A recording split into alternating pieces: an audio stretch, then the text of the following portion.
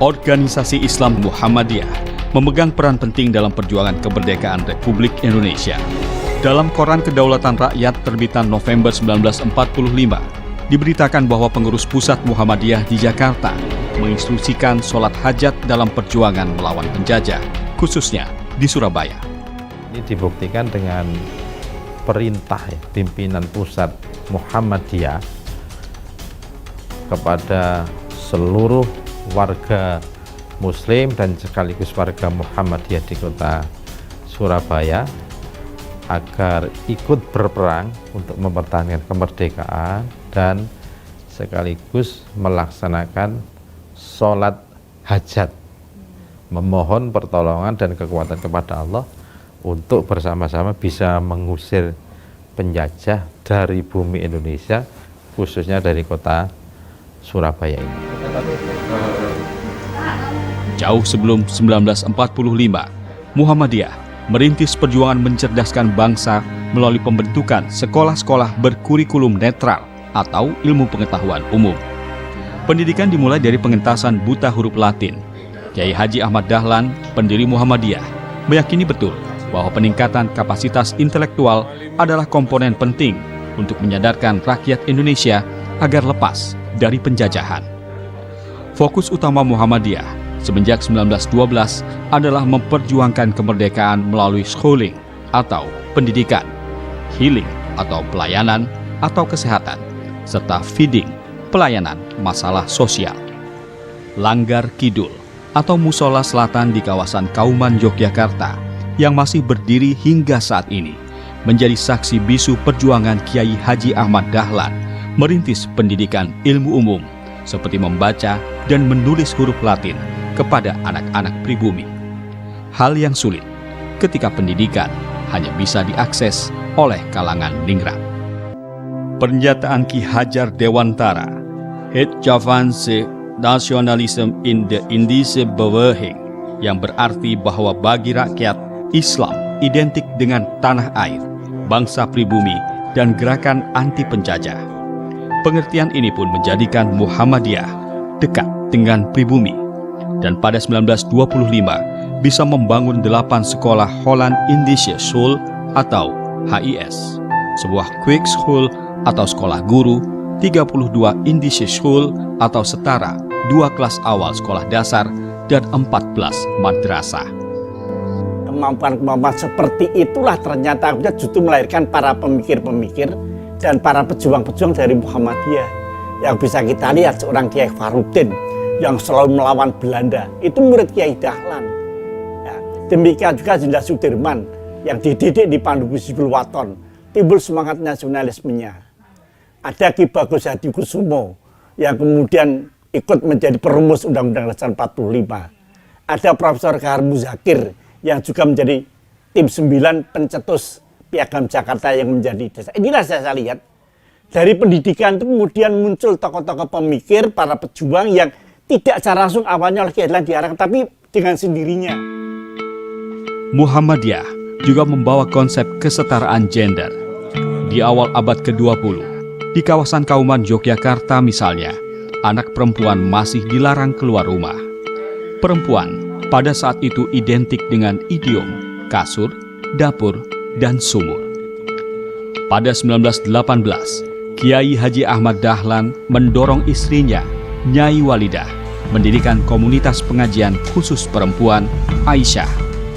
Musola Aisyah di Kauman Yogyakarta yang dibangun pada 1922 menjadi tempat belajar bagi perempuan dari berbagai golongan. Di sini pula, anak-anak perempuan anggota Aisyah didorong untuk mendapatkan pendidikan. Organisasi Islam tak hanya menempuh jalur intelektual dan upaya berjuang sendiri-sendiri. Antara 18 hingga 21 September 1937 di Surabaya, Muhammadiyah dan NU memprakarsai terbentuknya MIAI, Majelis Islam A'la Indonesia atau Dewan Islam Tertinggi Indonesia. Di sini juga turut bergabung 5 ormas Islam lain yang kemudian mengarah ke Masyumi atau pembentukan Hizbullah atau Tentara Allah dan Sabilillah sebagai organisasi milisi yang memainkan peran penting dalam perjuangan di medan perang. Muhammadiyah kan pada waktu itu sudah tersebar di seluruh Indonesia kan begitu. Jadi Pandu Hizbul Waton, kemudian Tapak Suci, apa itu kan juga sudah berkembang ya, meskipun namanya mungkin pada waktu itu masih belum resmi organisasi Tapak Suci kan gitu, tapi cikal bakal Tapak Suci itu kan sebagai olahraga bela diri pencaksilat yang juga diajarkan. Ini saya kira menjadi hal yang penting. Mereka tidak diajari untuk menembak, tidak diajari memegang senjata atau pistol kan gitu, tapi mereka diajari membekalkan diri dan punya kemampuan dengan tangan kosong untuk bisa mematikan orang lain, khususnya penjajah itu. Kader perempuan Muhammadiyah juga turut memainkan peran. Yang pertama adalah dapur umum. Dapur umum ada di Kauman ini, dia itu setiap saat ya, itu mesti. Kemudian yang kedua latihan perang, diajar latihan perang ya. Kemudian juga sebagai kurir itu loh, kurir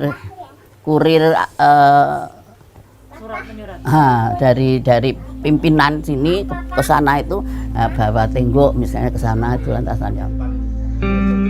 Perjuangan membutuhkan dukungan logistik. Pendanaan dilakukan dengan berbagai cara, termasuk melalui penjualan perangko yang dipromosikan lewat lagu-lagu. Siti Hadiroh, cicit Kiai Haji Ahmad Dahlan, masih hafal lagu ini. Perangko amal, belilah perangko amal, bantu dan belilah perangko amal, dikeluarkan oleh Muhammadiyah, sudah mendapat persetujuan pemerintah. Silahkanlah berbuat budi kebaikan, membeli perangko untuk mendirikan gedung kita. Asal bersama-sama, sedikit-dikit menjadi bukit, sekali mendayung 2 pulau terlampau, maka beli dan beli lagi. Bernegosiasi dengan pemerintah Belanda, Muhammadiyah menerbitkan perangko bertema Muhammadiyah untuk keperluan korespondensi di seluruh Indonesia. Pembagian persentase hasil penjualan pun disepakati. Keuntungan inilah yang berikutnya dimanfaatkan untuk pengembangan bidang pendidikan, kesehatan, dan sosial. Muhammadiyah mengisi kemerdekaan dengan pembangunan sumber daya umat melalui puluhan ribu sekolah-sekolah formalnya.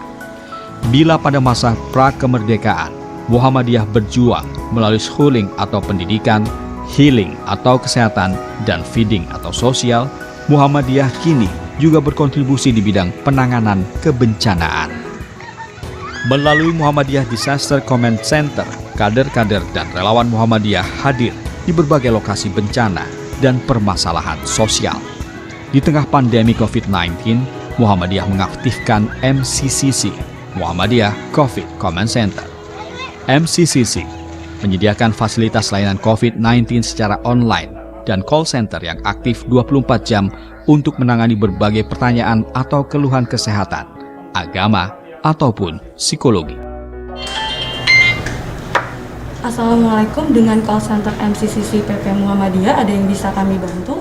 Tersedia 14 call center, 60 praktisi psikologi, 40 psikiater, 40 ahli kesehatan masyarakat, 60 dokter umum dan spesialis, 10 alim ulama untuk menjawab permasalahan agama terkait COVID yang siaga 24 jam. Media audio visual seperti TV dan radio juga digunakan untuk menyampaikan informasi dan meluruskan berbagai hoax terkait COVID. Terkait dengan ideologi negara Pancasila atau keberadaan negara Indonesia itu, maka Muhammadiyah punya prinsip Darul Ahdi Wasyahadah. Jadi artinya ini sudah negara kesepakatan umat Islam, umat non-Islam, semuanya itu sudah sepakat. Ini negara yang sudah tidak bisa diganggu gugat kan gitu. Jadi artinya ya sudahlah, itu tidak usah dipermasalahkan. Negara Kesatuan Republik Indonesia itu tidak usah melaksanakan termasuk ideologinya Pancasila, ya itu sudah kesepakatan.